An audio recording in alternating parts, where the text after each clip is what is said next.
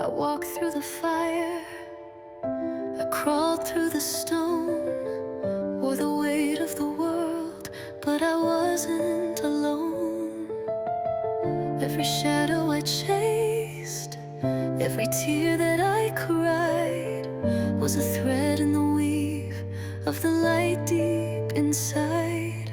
Now I see the pattern, now I feel the blend. Every break a doorway, every wound a friend. There's a thread of light running through it all, from the rise to the fall, from the cradle to the call. It's the silence in the thunder, the peace inside the fight, a river in the chaos, a thread of light.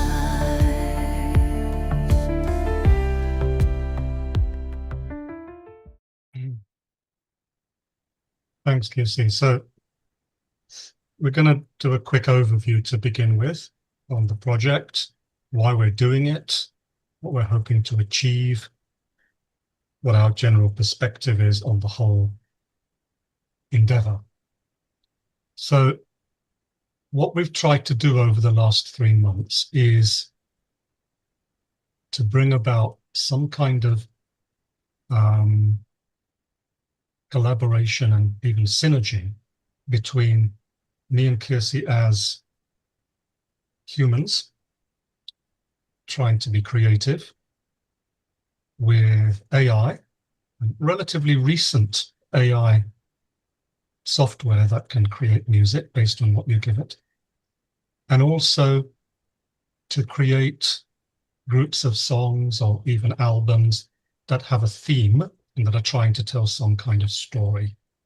So these are the 3 things we're trying to bring together: what AI can do as a machine, as an algorithm, what we can do as creative humans who may not hopefully be algorithms, and focusing all that on some kind of storytelling.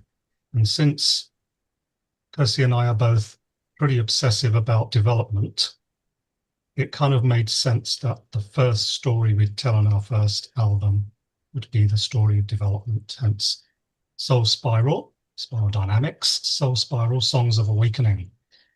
And what we've tried to do on this album is to, through the songs and through the music, recreate the journey from the earlier stages of survival right up to the higher stages where we start to move into some degree of spiritual enlightenment. And as you'll see later when we look at the album in more detail, and those of you who've seen the album would have probably seen this, but on side 1, it's more getting a feel for those stages, getting a feel for the story. Side 2 is more about, through the music and the song and the lyrics, to participate in that journey yourself, through meditation, prayer, chant, and so on. Think of it as theory and practice.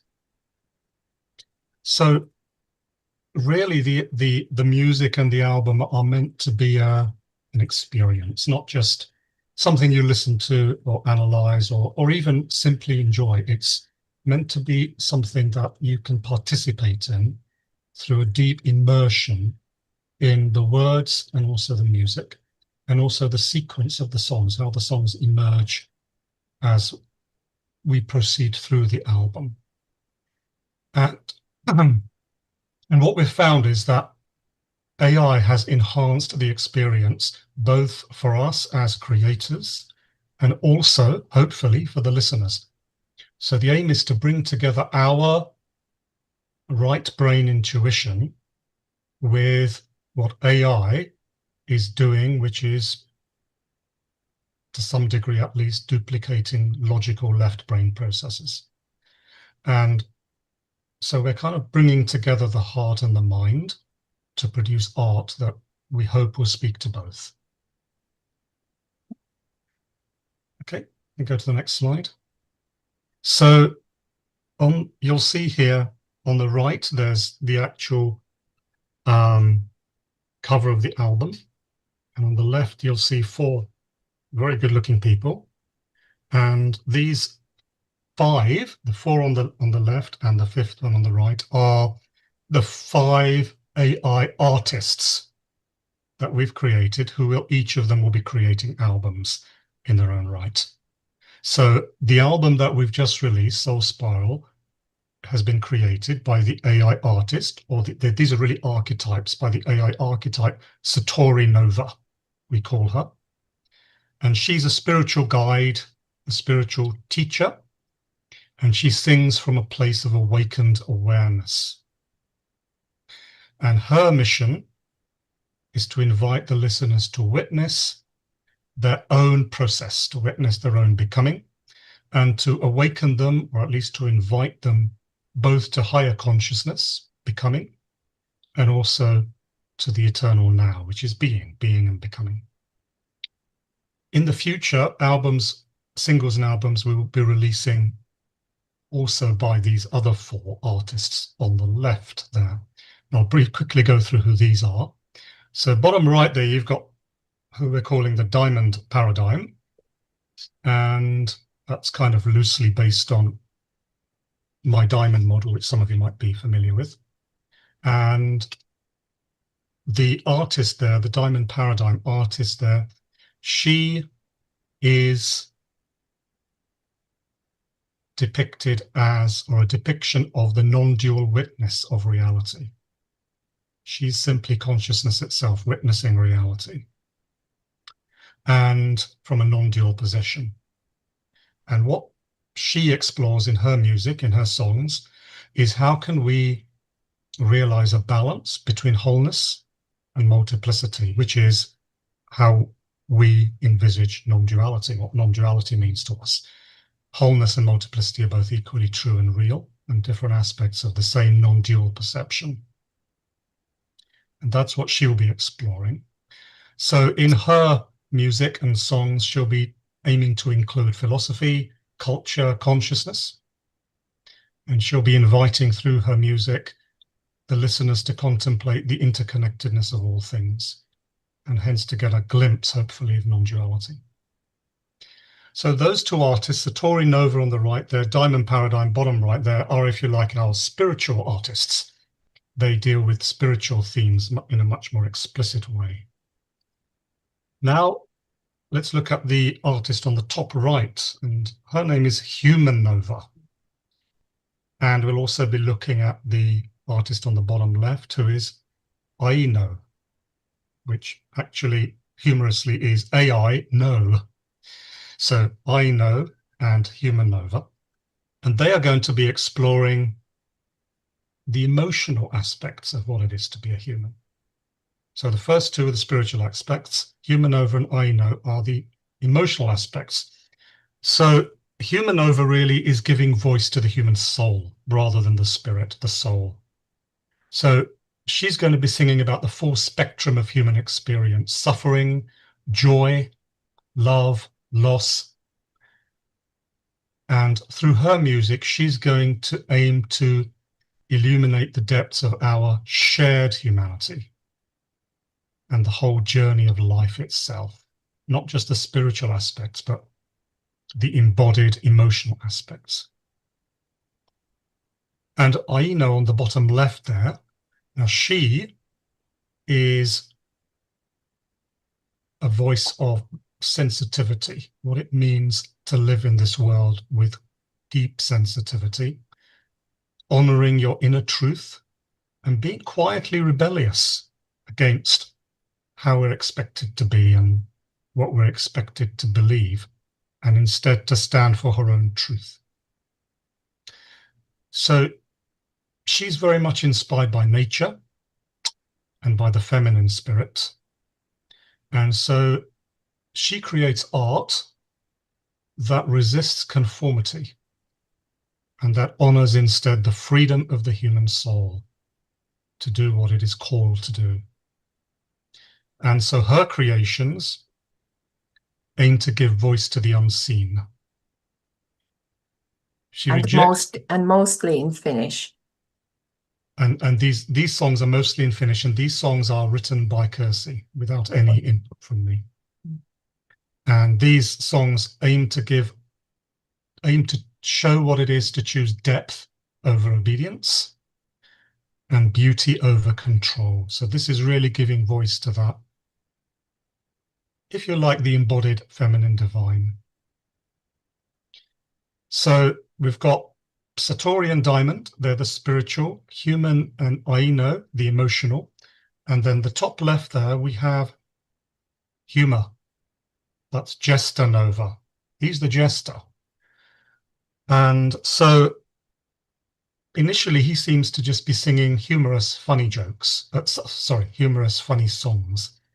And you may have heard one or two of these already because we've posted them on Facebook. So you may remember there was a song called I'm a Fake Guru and I Like My Life.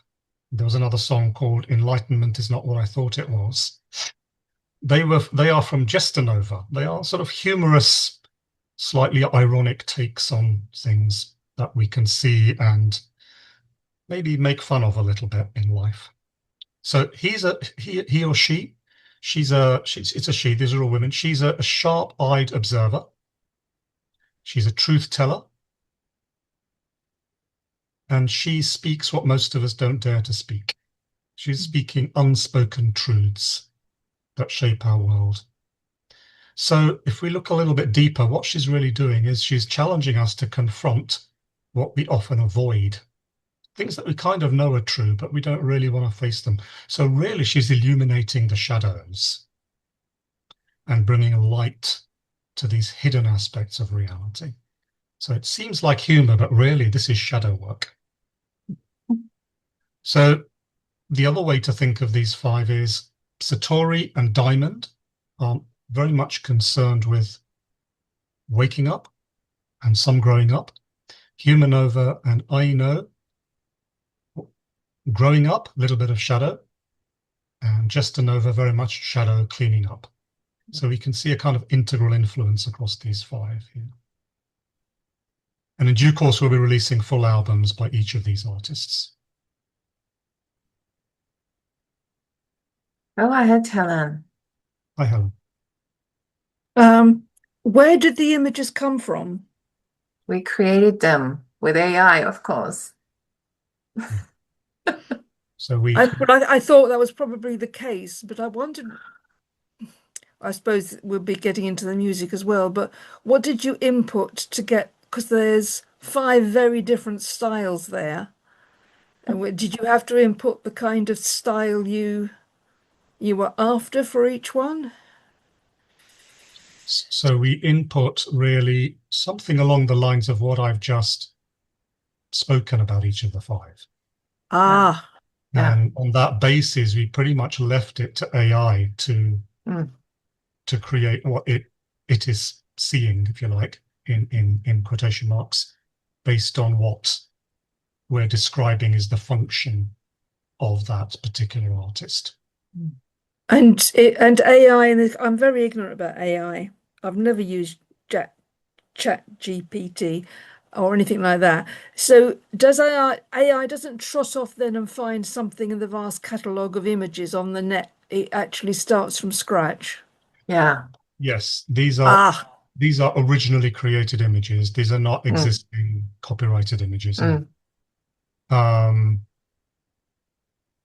There is also possible, I have a program which I use that you can take any picture from online and create a unique own version of that. It's clearly different, but it's also similar. So it makes it unique version of it. Right. Yes, ChatGPT, both with text and with images, ChatGPT is programmed in such a way that there shouldn't theoretically be any kind of copyright infringement in Yeah. And I basically don't use AI the way that I just described, which I know to be possible, because I don't think it's still ethical. Because if I take somebody else's image from online, I make my version, it still looks very similar, recognizably. I don't think it's my own. Right. Yeah, so I think it's unethical. So, but this is part of the creation, what we also want to do here, that we allow it to become what it does, because it's kind of fun also. Yeah. Shall we go for next? Yeah, let's go to the next slide, please. So let's talk specifically briefly about this first album. So this first album is called Soul Spiral, Songs of Awakening, From Survival to Enlightenment and Practice. So this album is very specifically about the journey of human development in spiral dynamics terms, from beige to turquoise. And when we come to look at the song list, we'll see there's actually pretty much one song for each stage as we move up the spiral. So right from the most basic level of survival, beige, right up to turquoise, where we begin to see unity perhaps for the first time, what the track aims to do in both the lyrics and also in the music is to look at or try to generate some kind of feel for what that stage is, what it feels like, both subjectively within us and also what it looks like from the outside objectively, and kind of everything in between. So we're trying to look at each stage as subject, each stage as object, and their interaction. That's what we're trying to get across in the lyrics and in the music. So what we're doing is we're combining the lyrics with audio, with AI, whatever AI comes up with based on what we give it. And in effect, we're essentially trying to blur this hard line between traditional human art forms and this new digital medium, and trying to show that they can actually work as two aspects of the same process. Because if we're a little bit imaginative, we can see AI also as having its own. I don't believe this is literally the case, but metaphorically, we can see AI as having its own consciousness, which is interacting with ours to create something new. And as I've said before, the aim is, this is not an academic study of spiral dynamics. This is an attempt to immerse the listener in what the spiral feels like all the way up. Okay, next. And very quickly, here's the album content. So we've got two sides there. Side one is kind of the theory, what the stages actually are all about, and side two is the practice. So side two is very much specifically about getting a sense of what that what it would be to invoke that stage within yourself. So on side one, the first song, the spiral song, is the theme of the whole album. So that song kind of runs through the whole spiral in one song rather quickly. And then we have beige, we have Rooted in Earth. We have the magic song, Whispers of the Wind. That's very much a shamanic song. And you can kind of, if we listen to that later, you'll hear kind of the use of flutes and the kind of music you'd expect in a shamanic context there. Track 3 is I Am the Ego. This is very much about the emergence of self for the first time. Track 4 is Stone and Sky, which is very much about bringing order into the world in the way blue traditional mindset wants to do. Track 5 is Glass Mind. So this is a look at the rational mind, but it also builds into there already a critique of how the rational mind can end up being quite rigid and fixed in its views. Track 6 is interesting. This is the green stage, many colors. So this is about diversity and the way green starts to really include diversity in its span. And what we've done there is actually use lyrics from many different languages. English, Hindi, Finnish, Mandarin, French and Italian and Chinese. There we go.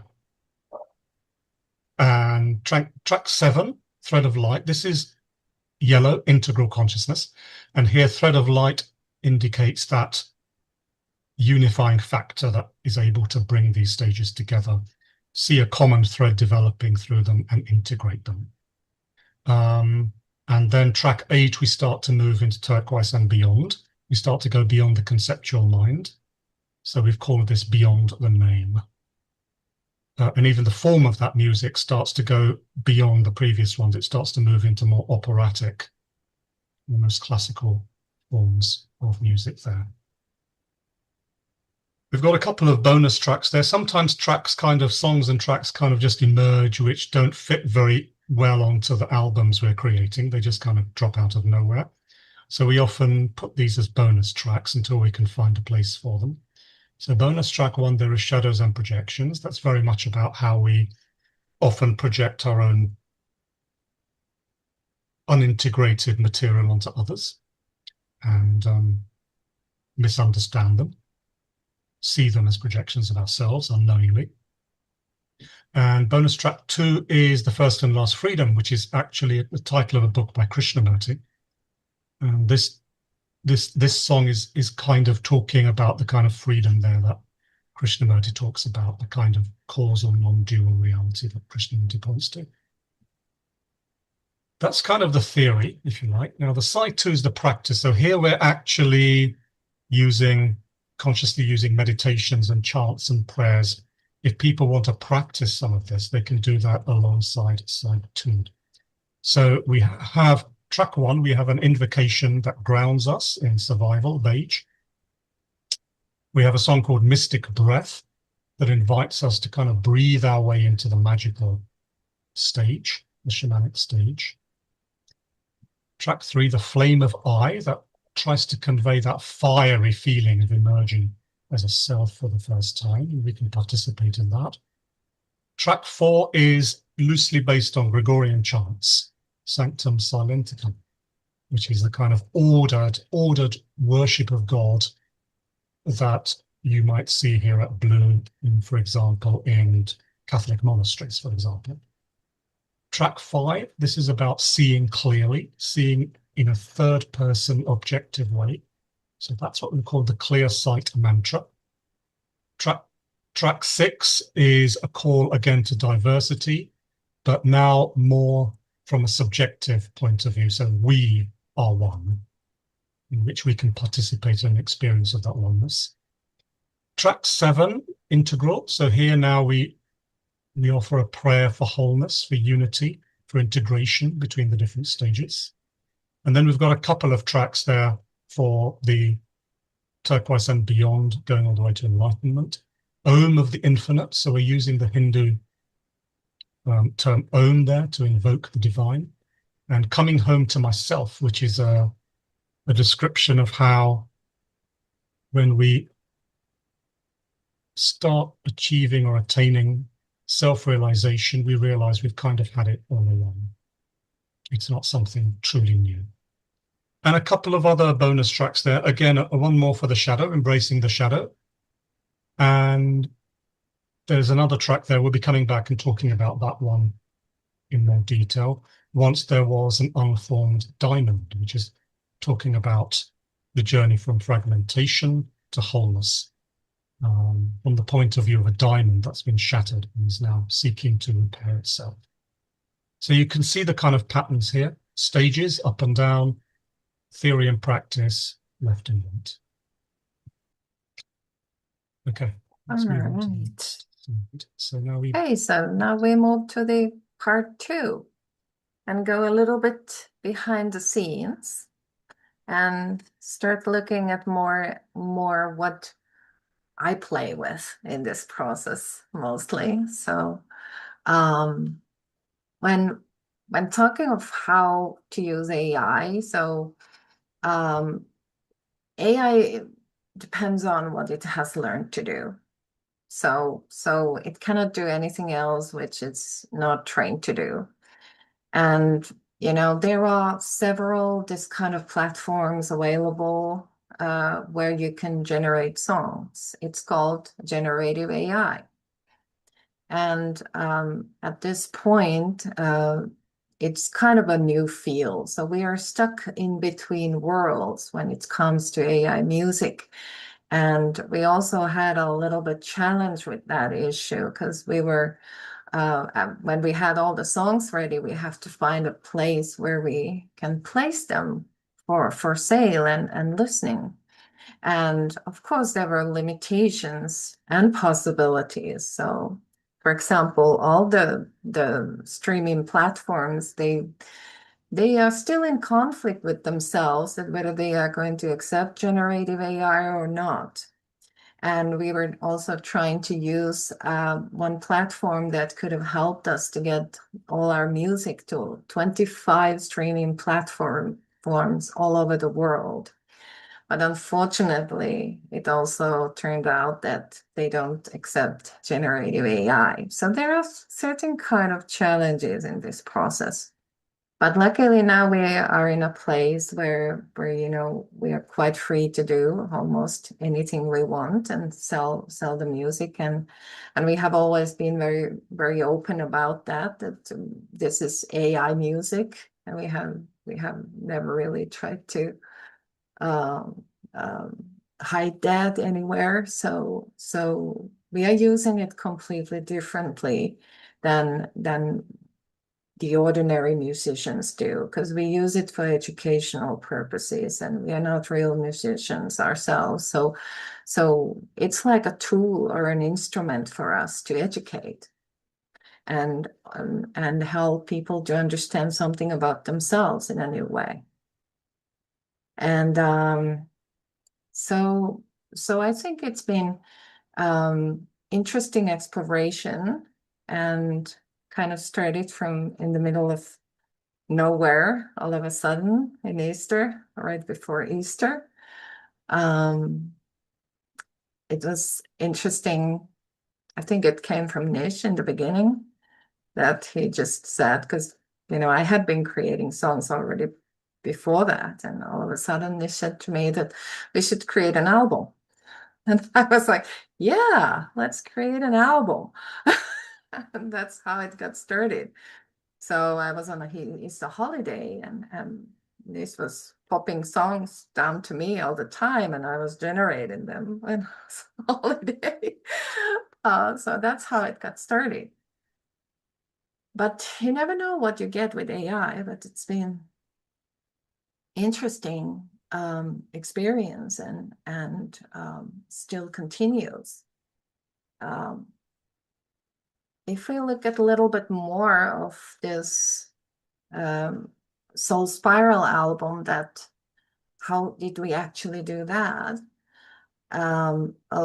It took about 20 days for us to generate the album, because we had quite a nice process together. We could say it was a practice and exploration, that one song in a day. So I receive the lyrics, I contemplate on that, and it brings me some impression, raises emotions, experiences. I use all this kind of wholeness experience of the song when I give prompts to the generator, and how it creates the song. So basically, we have like double process here. That first Nish brings down something which shows up to him, puts it in words, and then I kind of internalize that and give a sound to that. So it kind of moves through a whole process, inside and outside, both ways. And then of course we have at least two options every time when I generate something, but usually I generate at least 1, 2, or 3 times, so that we have multiple options. So one challenge, what we of course have when talking about non-human artists, is that we have to learn to work with what we don't know. So this is also kind of developmental practice for the creators, that you cannot control the process all the time, because it's like maybe you can control half of it, but half of it shows up on its own, and we kind of see whether this is good or whether it's bad. So sometimes it works for us, and other times we don't like the outcome. And AI also has its own little surprises, which we are going to show you potentially today also. So it might surprise us as well sometimes. So part of it is the artistic control, so you cannot fully control it. And the emotional aspect is also something which is quite important, because that is what the listener picks up. So I'm aiming on getting a feeling out of each song and try to make AI to do that. And sometimes it works better, other times not so good.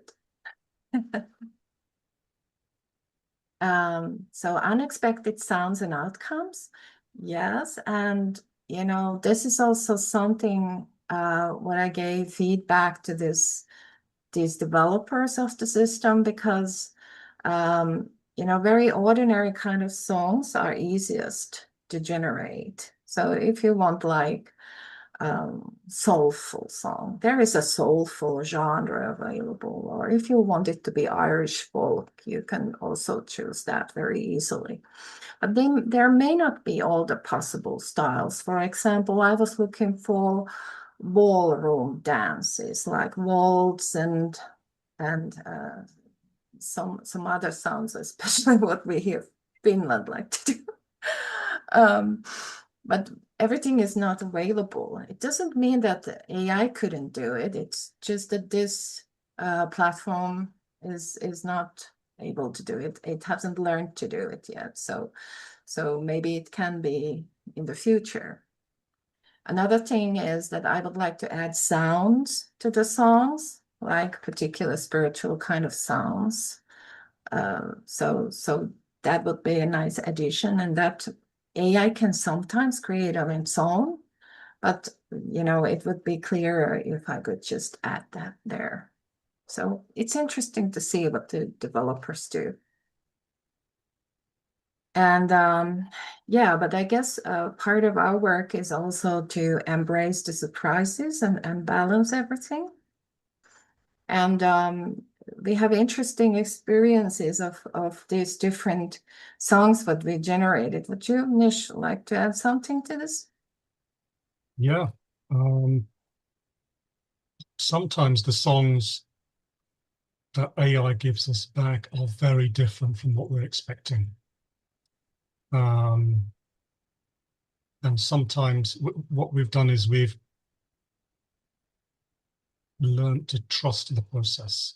And even if AI gives us back something that's not what we were expecting, it has sometimes happened that we can actually see the wisdom of what AI has given us. It can actually be even better than what we were envisaging.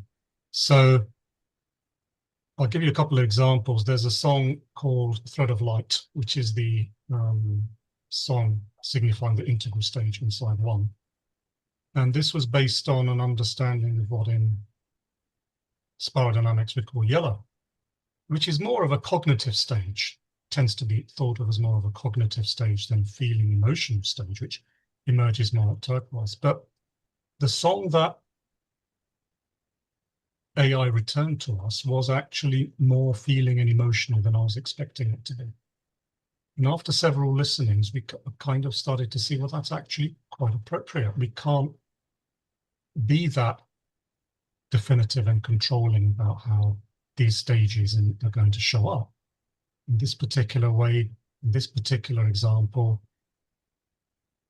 the integral stage showed up very much at this level of feeling.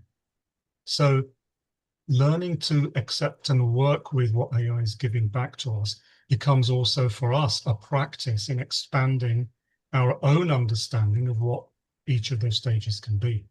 So this starts to become a growing up practice and an opening up practice for both of us as the creators, where AI almost starts to act as a teacher to us, opening up possibilities we were not expecting.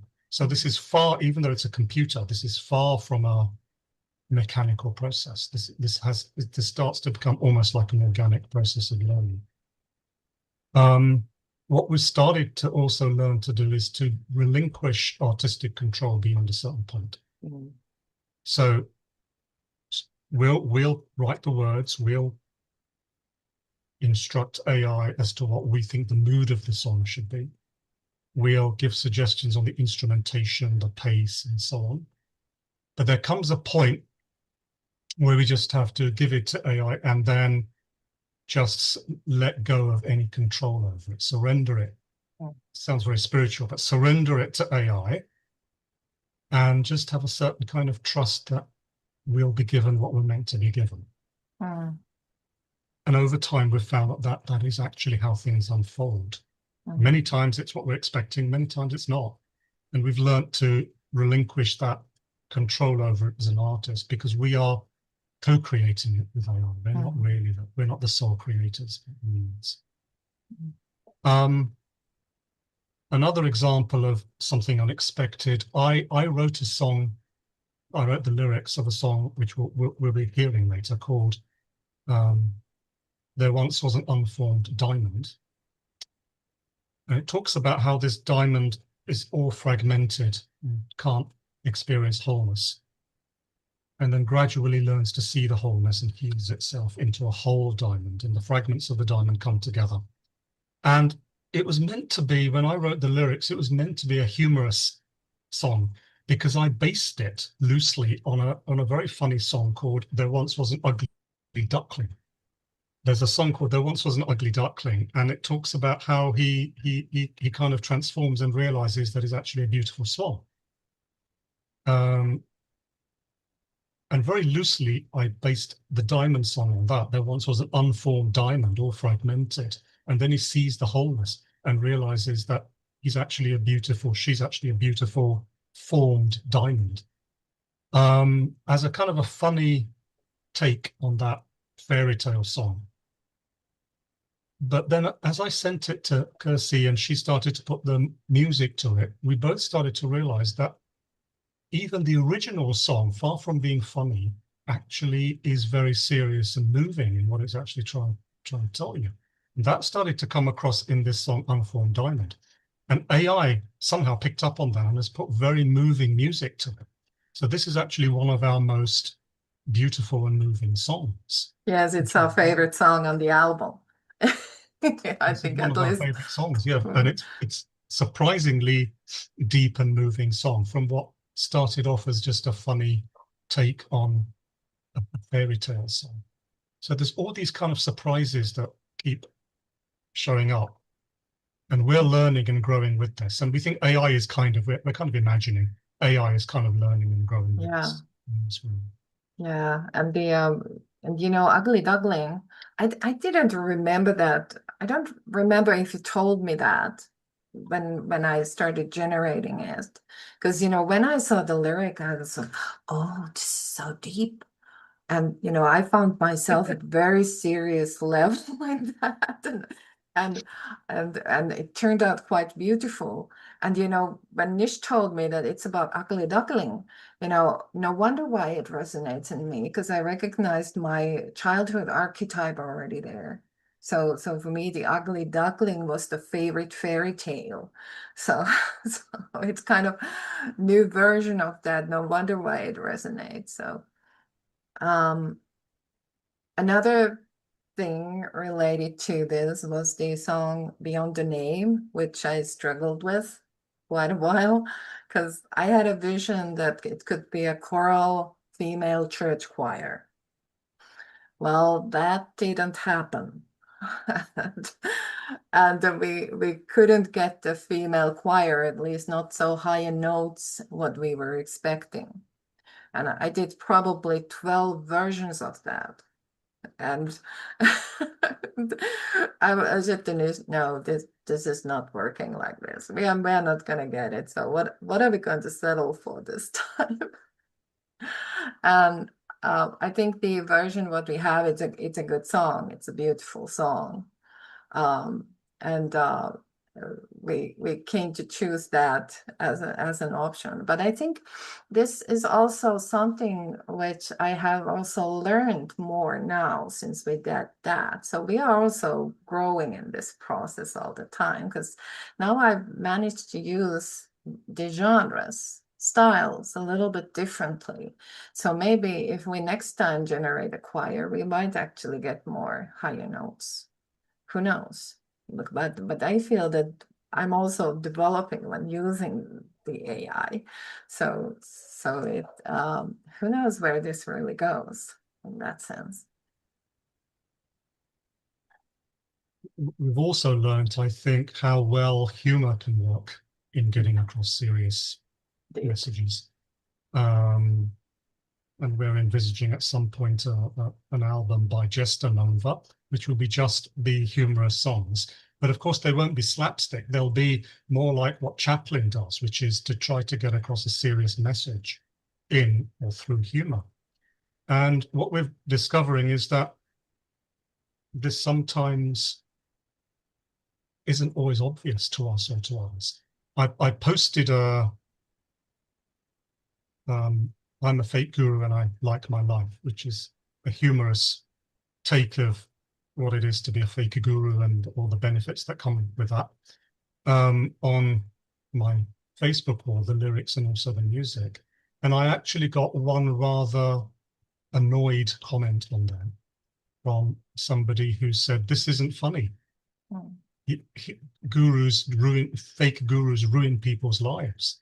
You can't treat this as something funny," which I thought about. And then I felt I had to write another post the next day on how, well, I agree it's not funny, but we can use humor to point out how it's not funny. It doesn't have to be one or the other. Humor can actually be used to make very serious points. And sometimes it's more powerful than simply making the serious point. I mean, I'm a huge fan of Chaplin, and some of Chaplin's films are that. They're ridiculously funny. You'll cry with laughter like you do at Laurel and Hardy. But unlike Laurel and Hardy, there's a really deep and profound message in Chaplin's movies, which he gets across through crazy humor. That we're learning can also be something we do with these songs. Yes. Yes. I think we move to listening. So we're going to invite you to listen to 2 or 3 of the songs now. So just a few suggestions on how we can all together, or 5 of us, listen to these songs.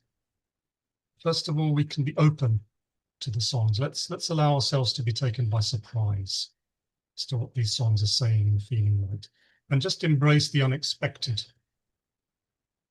Let's not go in there with preconceptions of what this stage or this song is trying to say, because it may be very different to what we're hoping and expecting. Curiosity is a good attitude to go in with here, because with some of these songs, they need 2 or 3 listenings to really get the subtlety of what's being conveyed. There's more to it than what we might hear the first time. And another possible thing we could do, all of us, individually, collectively, is to come to these songs with some kind of intention. What is it we're listening for? Are we trying to get a sense of what the stage that the song is pointing to, what that stage feels like, looks like? If we can come to these tracks with some kind of intention, we might be able to potentially connect with them more deeply. So let's make this a personal experience, almost like a meditation practice as we listen to these songs. And we're going to be listening to 3 songs.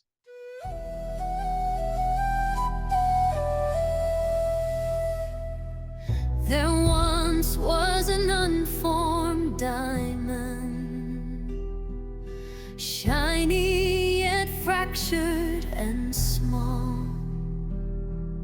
in pieces scattered through time and matter. It felt lost in it all. It longed for wholeness, to find its completeness, but it only knew parts of its shine. It yearned for connection beyond mere reflection, to know its true self divine. All right. So we have put down a plan to create and release 7 albums over the next 2 years. And the 7 albums taken together will themselves form a story. And each album within itself will also tell a story. So there's 7 stories which together tell a meta story. That's kind of what we're hoping to do. For those of you who've been kind enough to buy the book I just published, that was just published, you may start to notice that in each chapter I'm going through the different stages, and for each stage there are 7 basic principles that I'm suggesting appear at every stage that I'm exploring, how they appear differently at every stage, which I refer to as the 7 principles that take different forms through the spiral. Spirit, self, suffering, hope, knowledge, salvation, and love. These are the 7 principles I found show up in every spiritual tradition and at every stage of development, although they're very different at every stage of development. And that's the kind of implicit structure of this book that I've just released. But these 7 principles themselves tell a story. You have spirit and self. They separate to give suffering. However, we have hope. It's possible to have knowledge of spirit, which brings salvation, and that manifests as love. So the 7 principles tell what I call this archetypal story, this meta-narrative that then shows up in every tradition in different ways. The Christian story, for example, we've fallen, but it's possible to have knowledge of God, be saved, and manifest as love.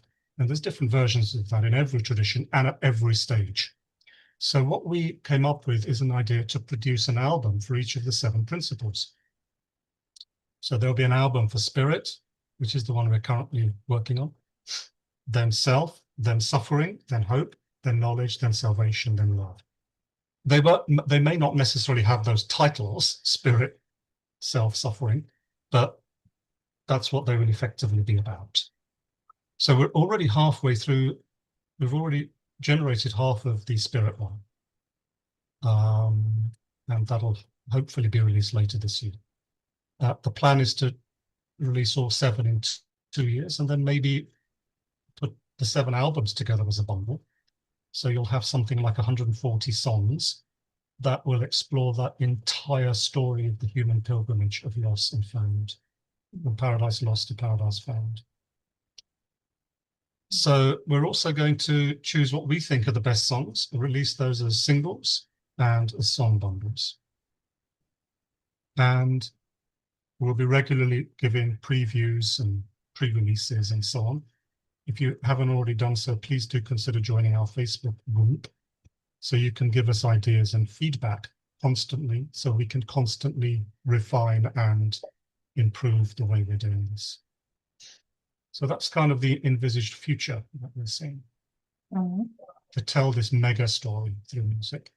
So the album we're doing is called Pilgrimage, and it's based on that first principle of spirit. And that album tells a story of a couple called Frank and Nina, and they are traveling the world together, visiting different holy places of pilgrimage, but not just religious places, but also artistic places and historical places.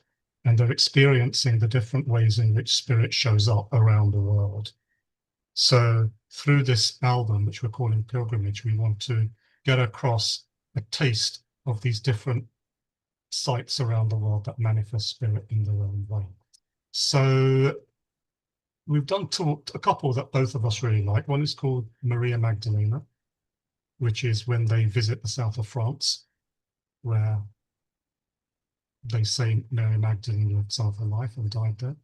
And we've also written another one we really like called Vienna, where they visit the home of Mozart in Vienna and get a real transmission of spirit through the music of Mozart. So we could play either of those for you, I think, Kirsty. Yes. Yes, you never guess which one I have available here now. But I think we could take Vienna because it brings a little bit different kind of a song than what we've heard now. Maria Magdalene is kind of a spiritual, just like what we heard so far. I think Vienna is a little bit different. And Vienna also is one of those trick songs what AI did for us, because Nish wrote many verses, but AI decided that let's skip the 2 first ones and start with the chorus. And now we have 1 minute intro, instrumental intro, before we actually get to the singing. So we decided that we're gonna embrace this, and it's a good song. So, And bear in mind when you listen to this intro that where the place is, Vienna, who they're going there to see Mozart. Just bear that in mind when you're listening to this intro. mhm.